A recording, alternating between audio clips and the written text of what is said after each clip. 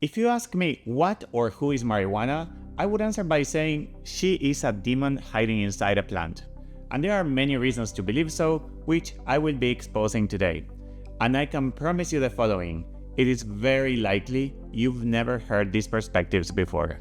A month ago, I released this video where I used facts and science to talk about the many reasons of why I don't support the use of marijuana and why I am so convinced that it harms its user much more than any benefit that they might get from it. If you didn't watch it, I highly recommend you to do so by clicking up here or in the description below. That video was based on science and facts, but I left out one of my favorite parts, so today I will be focusing on the more spiritual aspects of why I believe marijuana is an epidemic rather than a cure or a medicine. I think by the end of the video, your mind will be blown.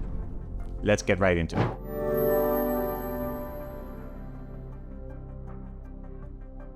Hi there, I'm Ivan, and as a facilitator of ceremony, I am obviously not against mind-altering plants. Quite the opposite. This whole channel is dedicated to educating people on how to use psychedelics responsibly so that they can be used for improving our mental health. So how come I don't support the most popular mind-altering plant, the one that millions of people have fought so much for its legalization? Today, I will be talking about these 6 topics to get my point across. And as I mentioned, no science today. It will be mostly approached from the spiritual side. If you have a more science-minded way of looking at the world, please take a look at the first video I made on this topic, because maybe I will gain your trust that way, and then you can come back here. First, seeing marijuana as a spirit. What is a spirit? Well, that depends a lot on who you ask. There are probably many definitions to that concept, and I would venture to say that most of them are probably true. The one that's relevant for me right now is that a spirit is any form of consciousness that you can interact with. So, based on this definition, you, watching this right now, are a spirit, and so I am, because I can interact with you and you can interact with me. It's important to note that this definition does not limit itself to interactions in the 3D world. We can meet marijuana, ayahuasca, or thousands of other spirits outside of the limitations of the 3D world. They don't have to be real in the same way in which you and I are real. They can exist somewhere else, even if that somewhere is just in our minds. So even if it is just in our minds, when we invite them in by consuming the plant, we get to interact with them. They show us things, or they teach us something, or we have deep realizations. Sometimes we even have conversations with these spirits. The most important thing here is that there is one way in which they for sure are real, no matter what is your belief system, and that is, they show themselves in how they change us. If they would not be real at all, they would also have no effect on us. But we meet them and then we are or do things a little bit different, even if it's very subtle. Our interactions with them have changed us forever. Spirits are not only substance-based. Indigenous people can say something like, "The spirit of this river taught me how to flow in my life." That means that this person has now changed because they spent a little bit of time with this river, and these random thoughts on how to flow better in life have come to that person for no reason. But without the river, those thoughts wouldn't be there. Or better said, without the spirit of the river, which is a non-3D form of consciousness that you can interact with. This can be hard to grasp if you are not used to thinking in this way. If that's your case, know that that's okay. It actually took me a while to understand this properly. Here's another example. Stare at the same mountain for long enough and notice how your thoughts start to change. You might get insights about nature or about patience, maybe about majesty, about the need to slow down. Then you stop staring at the mountain and those thoughts go away. Those thoughts are a consequence of you connecting with the mountain. The spirit of that mountain is interacting with you by communicating those thoughts directly to you. The world is much more magical than what we might have thought or taught by our educators. So, just like every river, mountain, or rock, every plant has its own spirit too. The plants are where they live, in the same way in which your body is where your spirit lives. The plants basically are their bodies. Second, marijuana as a demon. As I mentioned in my video about what demons are explained through science, A demon is a force that makes you do things that go against your own well-being.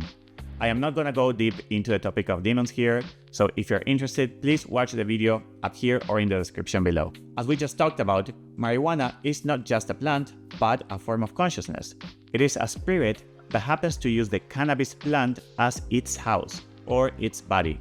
When you consume it, you're inviting this spirit into your body, and then your behavior changes. Why is that? Because mind-altering substances are what I call strong spirits. They are stronger than your own, so they basically take over. Kale is not a strong spirit. You can consume it and your behavior basically won't change at all. But when you invite a strong spirit like marijuana, ayahuasca, alcohol, or even coffee, you start acting differently than if that spirit wouldn't be inside you. What you are basically doing is lending them your body for a short period of time. Some spirits like ayahuasca, wachuma, peyote, iboga, or mushrooms make you do things and have thoughts that will ultimately help you move closer to your healing because they help you face your traumas and give you tools to learn how to process your pain without numbing it, so that you can live a more joyful life independent of those plants. Some others, like marijuana, make you do things or have thoughts that will ultimately go against your own well-being and take you further away from your healing. Rather than helping you face your pain, they help you move away from it by numbing it, preventing the release of it, and making you more prone to use the plant again so that you can keep numbing it over and over again. That makes you dependent on the plant. So, how is marijuana a demon? How does it make us do things that go against our own well-being? Well, here is a quick recap of our last episode. First, it is extremely addictive, being one of the substances people struggle the most to quit. Second, it numbs you, rather than helping you face or release your pain. Third, it encourages dependency for coping, rather than independence for true well-being. Fourth, it diminishes your capacity to hold pain later on, rather than giving you tools to learn how to face it. Fifth, it is not clear the contract that you are signing with her, tricking you into believing that she's totally harmless and that she's ready to give you without asking for anything in exchange. Number 6, it generates a deep sense of identity with it, making it hard to see her for what she actually is and taking any attacks on her personally, creating a strong need to defend her at all costs. 7, it drains you of your willpower, life force, and light. Number 8, it gives you certain forms of realizations that in the moment they feel incredibly profound, only to realize later that they were kind of cheap, disposable wisdom. 9, it makes you enjoy already enjoyable things a little bit more, so that those things are not as enjoyable anymore without her, making you more prone to repeated use. Number 10, she embeds herself in people's routines so much that her presence feels normal. Number 11, through CBD it has some medicinal properties, yet most people try to hybridize them out anyway, meaning that growers are making strains with the most amount of THC and the least amount of CBD possible. This is a way in which she can get people to defend her by saying, "It is a medicine." So all of this leads me to my third point today, which is the following idea that I call "if I were a demon." I think her way of operating is both brilliant and very demonic, because if I were a demon, first, I would do everything I could to not be discovered, and that's why the medicinal properties are there. The more people believe it's a medicine, the less likely it is for her to be seen for what it is. Second, I would do everything to get people in my team and defend me by attaching to their identity. That way, I would be less likely to be confronted, because if I am attached to someone's identity, confronting me would be confronting themselves, which is a hard thing to do. Third, I would embed myself in people's routines, so my presence would feel normal, like a comforting habit. That way, breaking free from me would seem as hard as losing a piece of themselves. Fourth, I would disguise my influence as pure wisdom, making people believe my guidance will keep them safe while in reality, I kept them confined. Fifth, I would encourage endless debate, making people so focused on arguing their views that they would never see the underlying truths right in front of them. 6. I would blur the line between desire and need, convincing people that indulgence is freedom, so they would become willingly bound to me. Number 7. I would make people believe that numbing is healing, so that the need to heal feels met, preventing the person to keep searching. Number 8. I would trick people into believing that the contract that they are signing is exactly what they need, and in the process, suck up their light and life force without them even noticing it, until it's too late. Number 9. I would give you a lot in our first meeting to make you like me and trap you, and then give you less and less with each encounter, increasing your cravings for what I used to provide, making you more likely to return, and having to accept whatever little I end up giving you as our relationship progresses. My fourth point today is, was it humans who ruined weed, or was it weed who ruined humans? One of the most common counter-arguments I hear to everything I'm saying is that the weed of 20 years ago had a much lower THC content and a much higher CBD, and it is us, humans, who decided to hybridize out the medicinal content out, seeking for more and more THC to get more and more stoned. So that the plant in its original form is fine, that it is basically our fault. It is true that marijuana breeders have worked extensively to increase THC levels while reducing CBD, but whose fault is this? Ourselves or marijuana's spirit? Oh, poor marijuana. Look at what we've done to her. She was so innocent with her low THC content, and we've transformed her into what it is today. We are monsters. Ha. Good try. This perspective overlooks an important truth. The plant's spirit preys on human wounds and talks to them from the inside out. A lot of our thoughts and actions, while it might seem that they are coming from ourselves, are direct instructions from her. Let's take the CBD out and bring more THC might seem like a thought coming from ourselves, and I can even venture to say that it is coming from ourselves. But why? What creates that thought? Why are we thinking that? It is a desire to numb, a desire to have more of the effects that we have been talking about throughout this video. That desire would not exist without the need to numb and to enhance. And those needs are rooted in our wounds. That's why I say that the plant preys on our wounds. So, whether the thought to hybridize the CBD out and maximize the THC content comes directly from her or from us, it is for sure a direct consequence of her using our wounds to make herself more addictive, attaching to more people, and sucking up more of the collective light available to humanity. And that is something that, as you can probably see, she has done extremely well, as it is the second most used mind-altering substance globally, and in the United States, it has surpassed alcohol as the number one. Now, just for a moment, I want you to see humans as empty vessels. We do whatever the spirit in charge in that moment tells us to do. Most of the times, that spirit is our own. But when we invite a strong spirit in, like in the case of marijuana, even though our thoughts and actions are processed through our bodies and minds, they are direct orders of the spirit in charge. In this case, our unmet emotional needs create a void that the THC in marijuana can fill, numbing our pain. What I'm saying here is that the plant's essence encourages us to seek higher THC levels to enhance that numbing effect. And so, rather than blaming humans for altering the plant, it is more accurate to say that marijuana's essence drives this pursuit of stronger, more numbing strains. The plant consciously adapts, using our wounds as a way for us to seek more of that thing that numbs, making those strains stronger and gaining a tighter grip on us.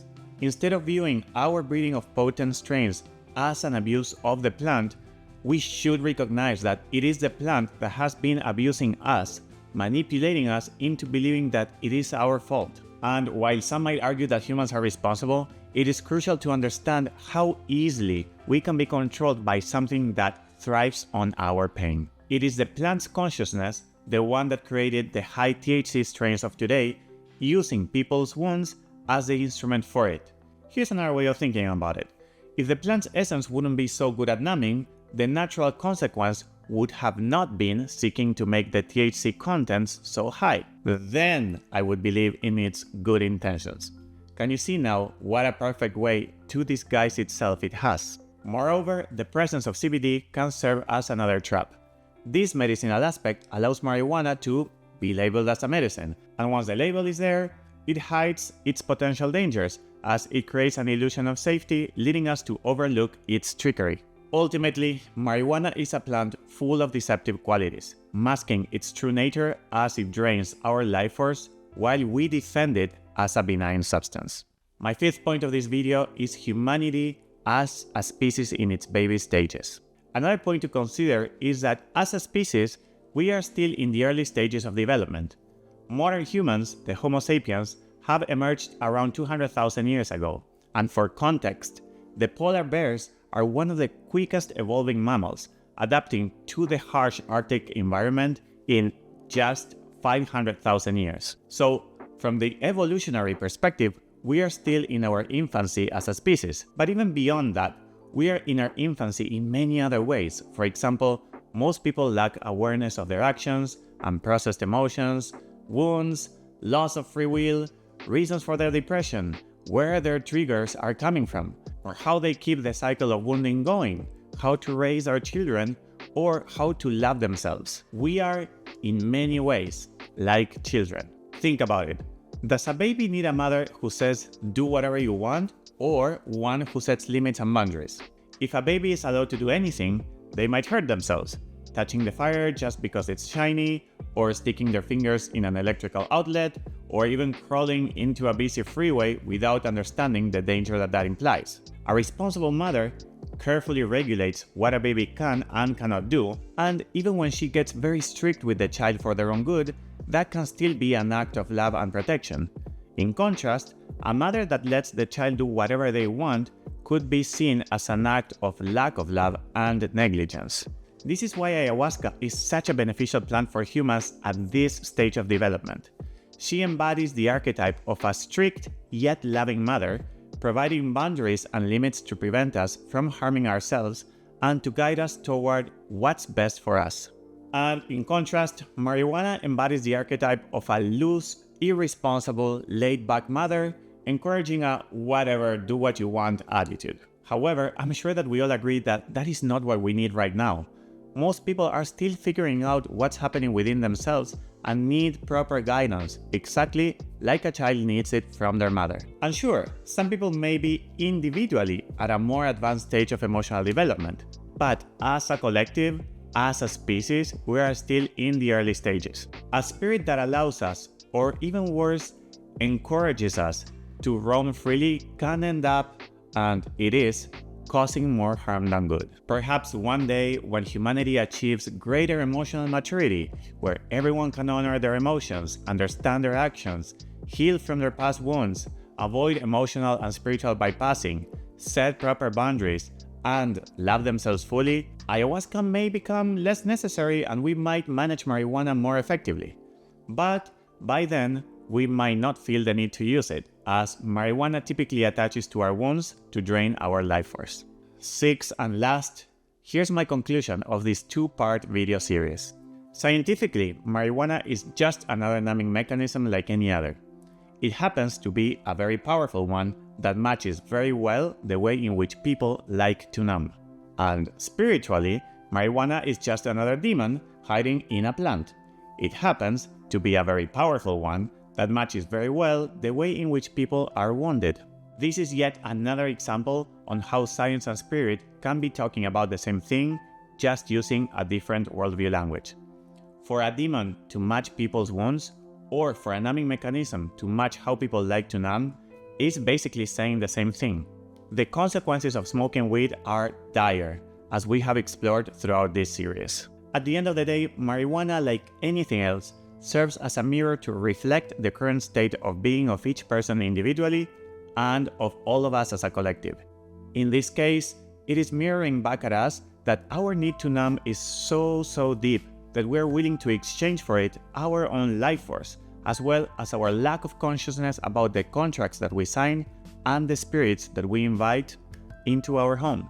So, Since marijuana not only enables but seeks and encourages all of this is why I consider her a demon within the spirit realm. I feel certain that when humanity reaches a higher level of consciousness, no one will want her anymore. But as for now, if marijuana wouldn't be here, people with a need to numb in that specific way would be seeking for something else anyway. And while ayahuasca vibrates at a much higher frequency and rather than being used to numb, it helps bring more elevated states of consciousness, it is also not the final master. Eventually, as humanity evolves, even ayahuasca may fall short of what we need compared to future plants, future practices or spirits that might emerge to match where people will be at then. There are millions of undiscovered plant species that will likely present themselves to match where humanity will stand. So if you have to take away one thing from all of these videos, it is this: marijuana is not your friend.